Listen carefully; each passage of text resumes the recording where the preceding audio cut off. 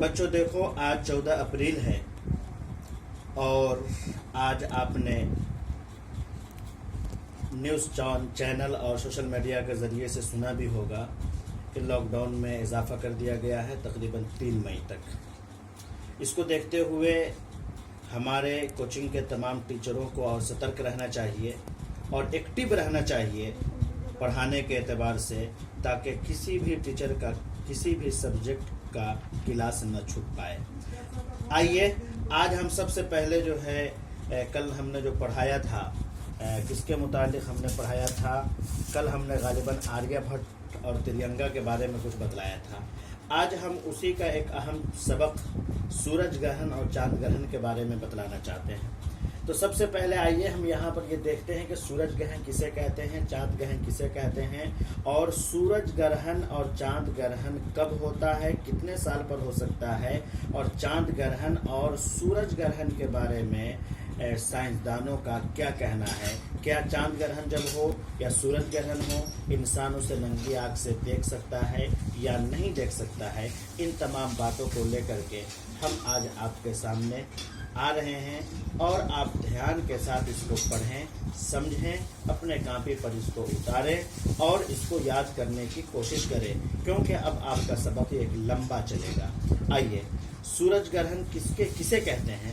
کسی سیارہ یا ستارہ پر تھوڑا یا مکمل پردہ پڑ جائے تو اسے سورج گرہن کہا جاتا ہے۔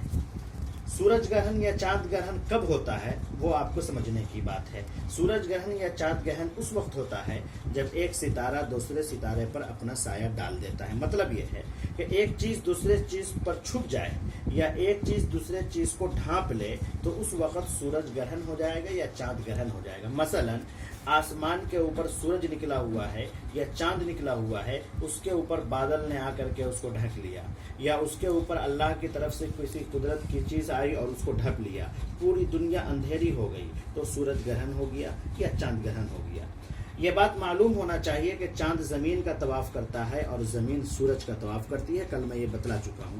اسی لیے چاند اور زمین کے طواف کے دوران چاند کا سورج اور زمین کے درمیان آ جانا لازمی ہے، لیکن اتنی بات یاد رہے کہ مکمل سورج گرہن 100 سال کی مدت کے بعد ہی ہوتا ہے۔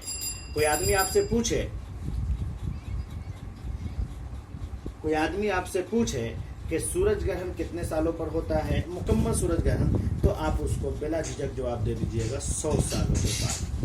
اور انسان اسے ننگی آنکھوں سے دیکھتے آئے ہیں، لیکن یہ ناممکن ہے، نہیں دیکھ سکتے ہیں۔ لیکن آج بھی سورج گرہن کا واقعہ انسانوں کے لیے ڈھونڈنے کا موضوع بنا ہوا ہے۔ لوگ یہ سوچنے پر مجبور ہیں کہ سورج گرہن کب ہوگا، کیسے ہوگا۔ آج بھی بڑے بڑے سائنسداں اعلان کرتے ہیں فلاں تاریخ کو سورج گرہن ہے، فلاں تاریخ کو سورج گرہن ہے، لیکن سورج گرہن اب تک صحیح طریقے سے نہیں ہو پایا ہے۔ اب سورج گرہن کب ہوا ہے، اس دنیا کا سب سے بڑا سورج گرہن کیسے ہوا ہے، کس طرح سے ہوا ہے، پھر اگلے چیپٹر میں انشاءاللہ ہم اس کو بتلائیں گے۔ آج بس اتنا ہی۔ جزاک اللہ خیر۔